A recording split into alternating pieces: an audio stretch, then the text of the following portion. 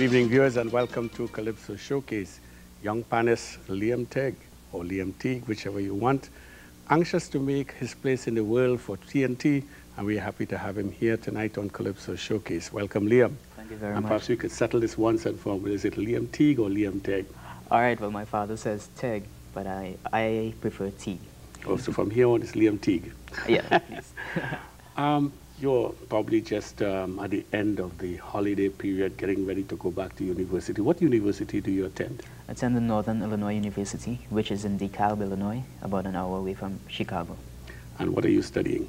I'm majoring in music and emphasizing in the Steelpan. This is the only school in the world that you can do that. Interesting. And how long do you have again before you graduate? I have one more year. I'm going to be graduating next May, hopefully. That seemed to have flown so very quickly. Not to me.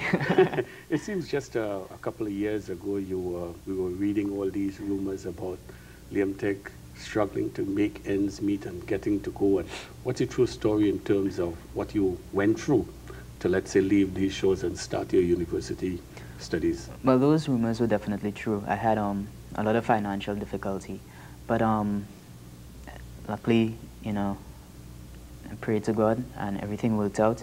I have a gentleman in Chicago that's helping me out financially, and I now have almost a full scholarship from the school. So I'm very lucky in that respect.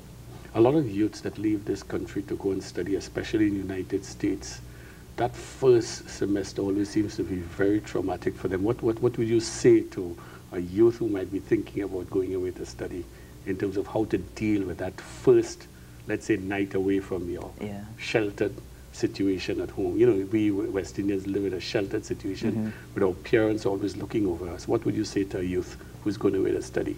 You definitely have to be strong, and when you go away to study, it's going to make you a different person. You definitely have to be more independent, but you'll grow as a person. Let's talk about some of the work that you have done as a pannist and some of the musicians that you've interfaced with since you've been in the United States. What are some of the special experiences? My most recent experience was in last November. I was given the opportunity to perform at the Chicago Sinfonietta, which is a chamber orchestra just below the Chicago Symphony. The piece I performed was the Concerto for Steelpan, which is a piece that was specially written for myself by one of my professors, Dr. Jan Bach, and it was tremendously successful. I saw a video of you performing with a couple of pianists. What exactly was that? I believe that was a performance I did last year in Woodstock, New York. It was a recital I gave, and it was a classical and jazz recital. I played with the pianist Justin Kolb. He's a classical pianist from New York, and Warren Bernhardt, who's a very famous jazz pianist in the United States. So it's been a most interesting experience for you, but I'm sure our viewers would really like to go back in time and take in the full career of Liam Teague, and we're going to certainly do that tonight.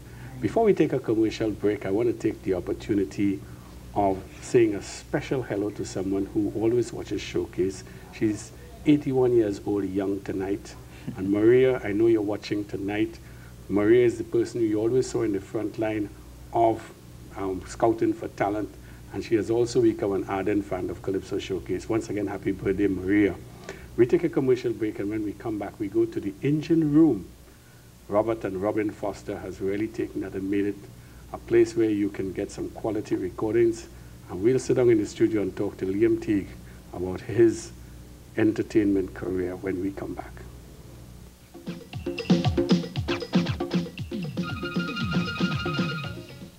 Musical career. I know that in approximately 10 years ago, 1986, you started playing pan, but let's say, when did you get attracted to music in general?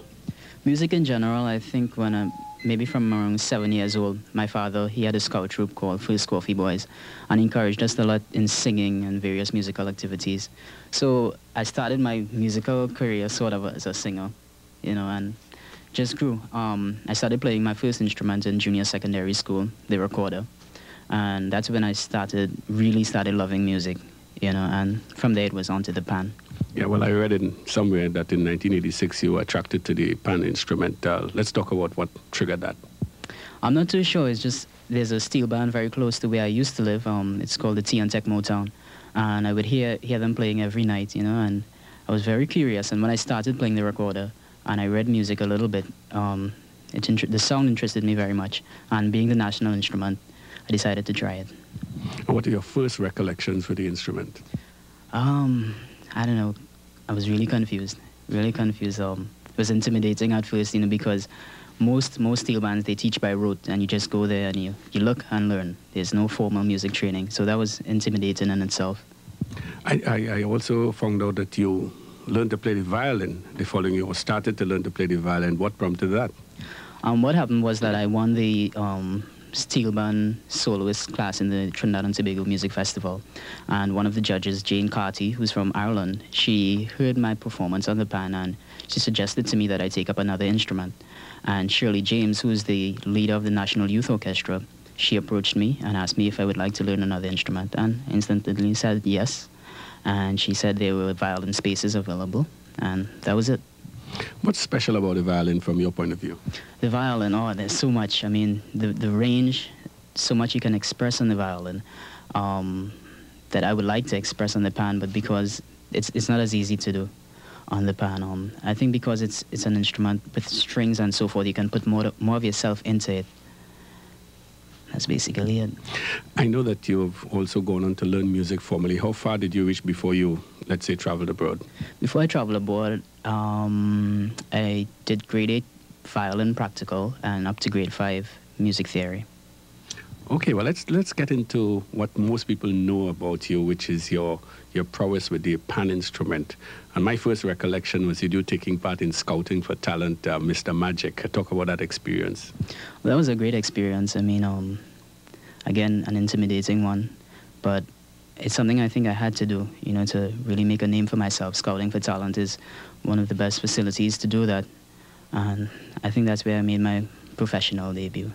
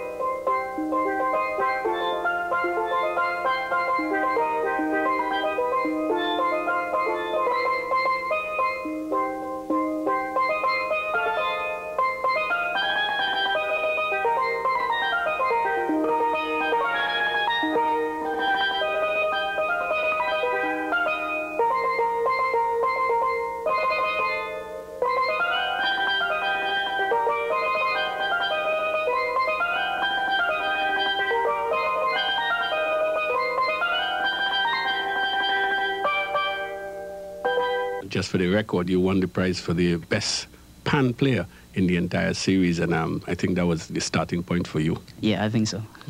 Well, let's talk about 1989, and this was the solo skills, not solo skills, but the junior pan solo competition, and the tune Firebird.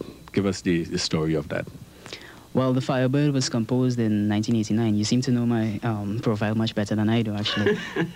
Yeah, what I decided was that I had entered the Steelpan Music Festival before, but playing pieces by Mozart and so forth. And I decided that the best way to express myself was to compose a piece. And that's where I started that's my first piece, I believe, that I composed. And that was it. What's special about the composition itself? What does it try to say?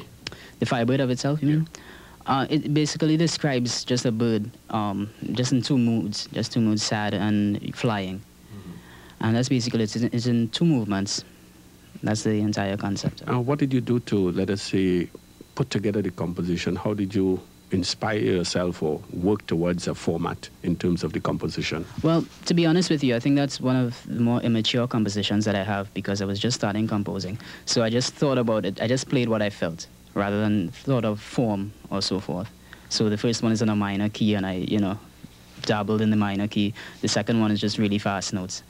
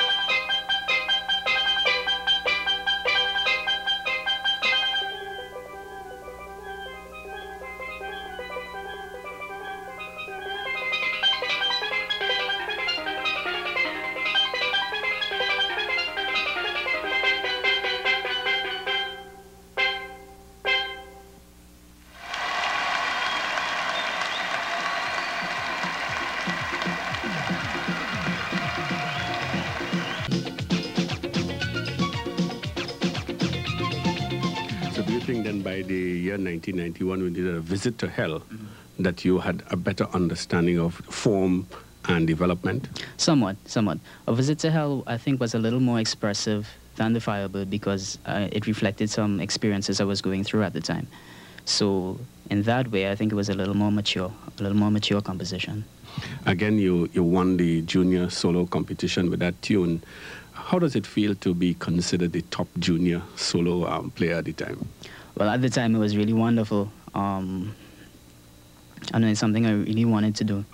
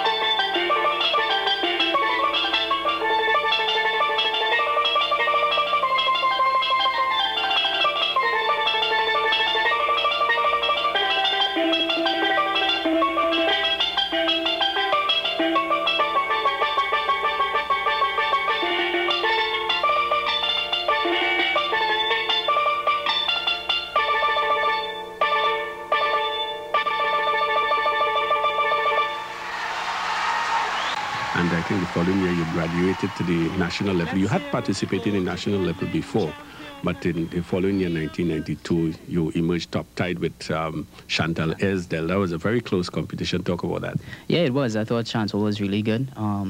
Very musical performance. You know, I thought I did really well also, and I think the judging was fair. I think it was a very difficult competition to judge. I was there myself, and your two performances were very much in contrast with each other. Yours was very skillful, dynamic, and yet hers was very sensitive. So it was a matter of taste almost to decide how to separate the two of you all. Definitely. That's something I'm trying to work on. I'm trying not to emphasize the virtuosic element as much and try to be a little more musical in my playing nowadays. I think that was very evident this year, and I think you've got the message and you're working in the right direction. Well, let's talk about 1993, because I think this was, to us, a maturing Liam Teague as we got into the Panorama scenario, and remember the action at the upper level and then going on to the finals with the tune musical Volcano. Talk about the entire experience of that solo skills competition in the Panorama. Again, another intimidating one. Improvising, I think, is my weak point in music right now. Because I started off as a classical musician, which doesn't focus, that music doesn't focus as much on improvising as, say, jazz or Calypso improvisation. So, again, it was an intimidating one, but I enjoyed it a lot, you know, and that's what I'm focusing on right now, actually, improvising. I remember well, you were able to get the same tune in the semifinals as the finals. How did that work for you or against you? I want to say it worked against me because I placed second. So it forced you, although you knew the changes, it forced you to be even more creative than you were in the preliminary stage or semi-final stage. So maybe it worked against me a little bit.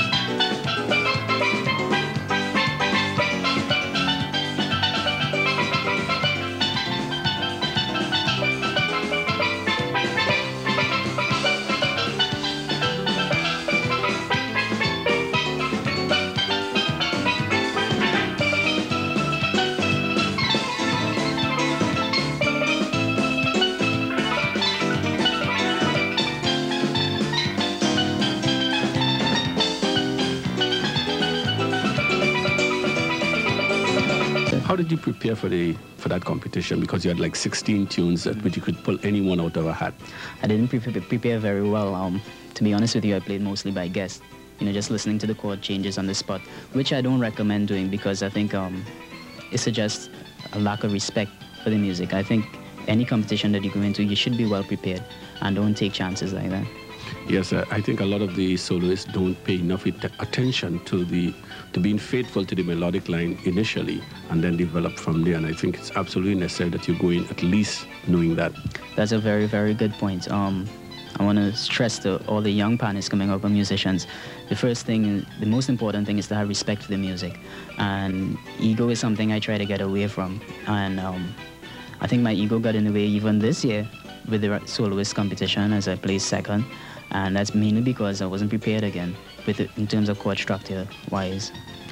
Well, I want to touch another side of your career in music, which is the relationship to the band Hillside Symphony.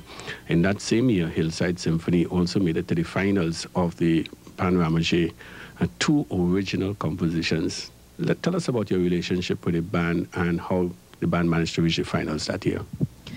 Can you repeat the question? Yeah, well, I want to know, first of all, your relationship with the band Hillside Symphony. Let's talk about that. Okay, Hillside Symphony, I started playing with them about 2 or 3 years after I started playing with T and Tech Motown. Moved on to Hillside Symphony. My first arranging experience was with them was when I was 16 years old, and I arranged for them for the Panorama. We didn't do very well, mainly because of my inexperience, and then we didn't have enough players.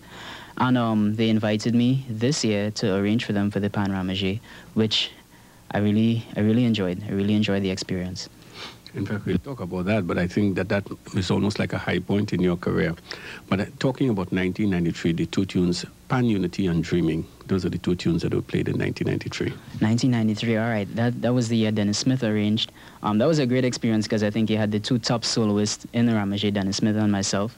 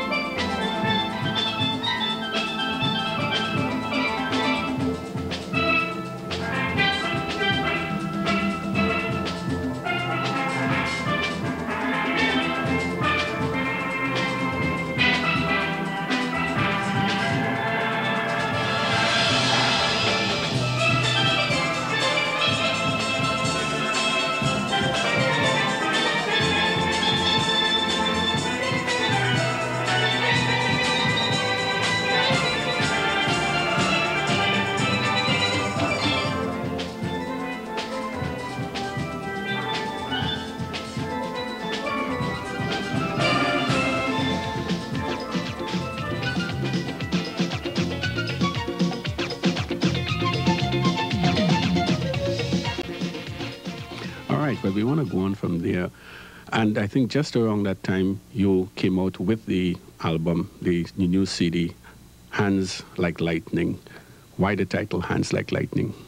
Hands Like Lightning. It has nothing to do with how I play, but people interpreted it as such.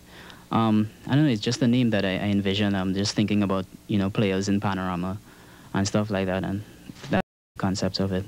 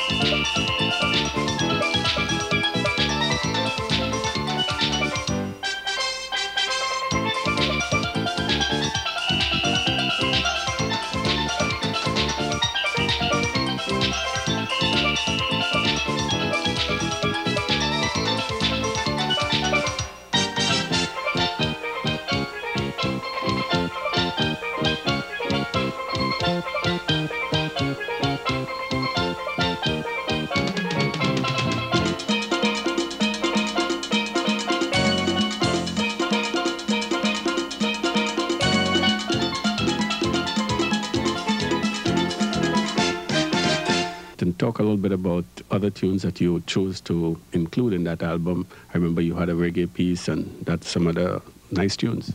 Yeah, what I catered for, this being my debut album, was to make it as marketable as possible.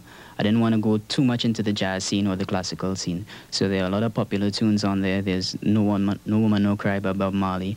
So I catered for, everyone in this album. I want to talk at length about your performance this year, because I think this has been one of the strongest showings that you have made as an individual, in terms both as a soloist and in terms of what you've been able to do in pulling up Hillside to a point where they are really recognized and being considered a force to be reckoned with. Let's talk first of all about the solo skills competition and your leading up to the finals.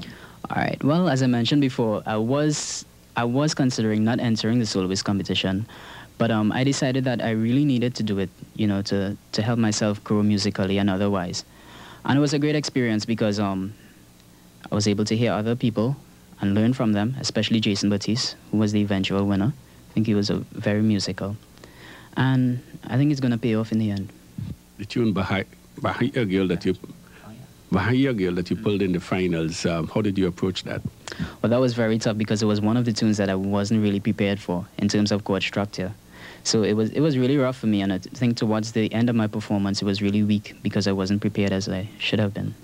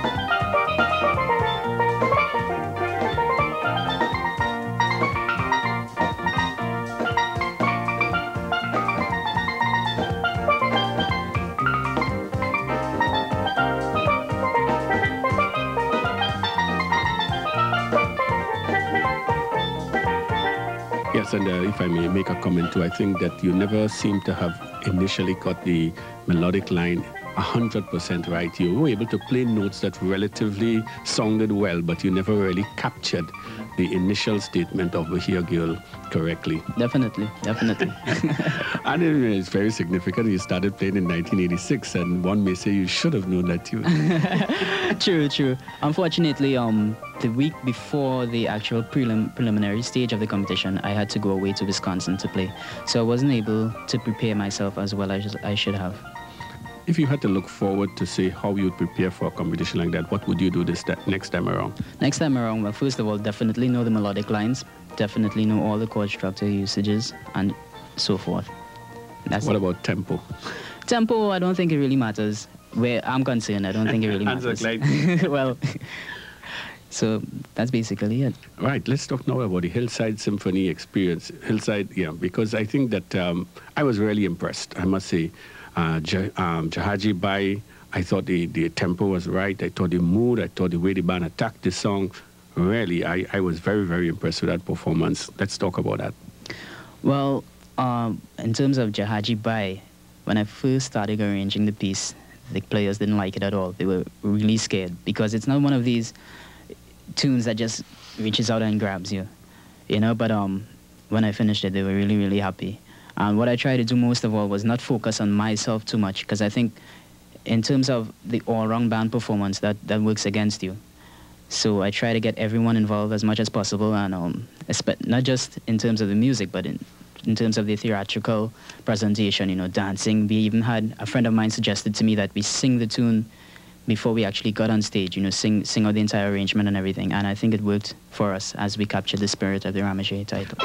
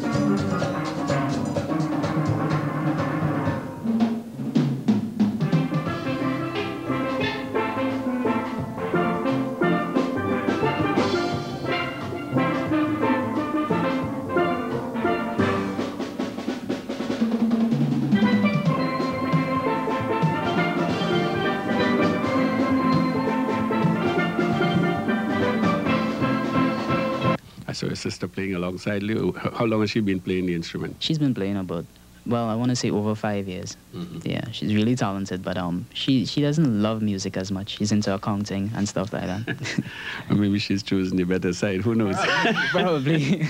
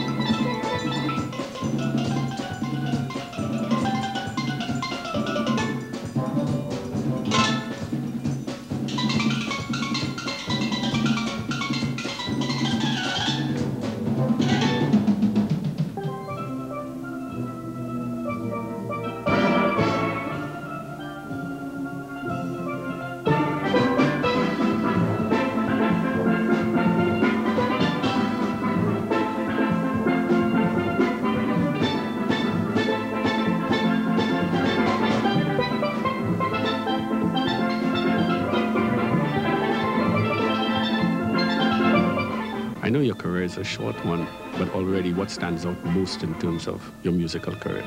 What stands out most is my performance with the Chicago Sinfonietta, which I did last November. It's always been a dream of mine to incorporate the Steelpan with a symphony orchestra, especially as a solo instrument. And I was able to do that last November in Orchestra Hall in Chicago. And the piece I performed was the Concerto for Steelpan, which was written by my professor, one of my professors, Dr. Jan Bach. And what do you think the future holds for you? It's going to be a bright future. I think I'm a very modest person, but I think I'm going to be one of the most marketable pannists in the world. I hope to be one of the greatest musicians ever to come out of Trinidad. That's a bright prospect. And what advice would you give to the youth coming up in terms of this type of music?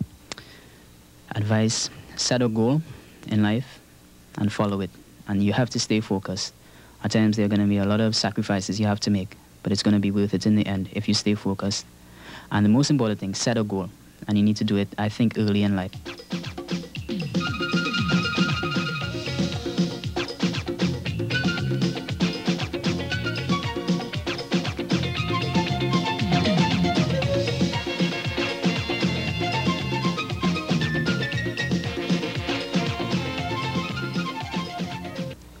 We go out with the other tune played by the band Hillside Symphony, one which Liam Teague led from the front, and the narrow composition, Sugar Hill. See you next week on Calypso Showcase.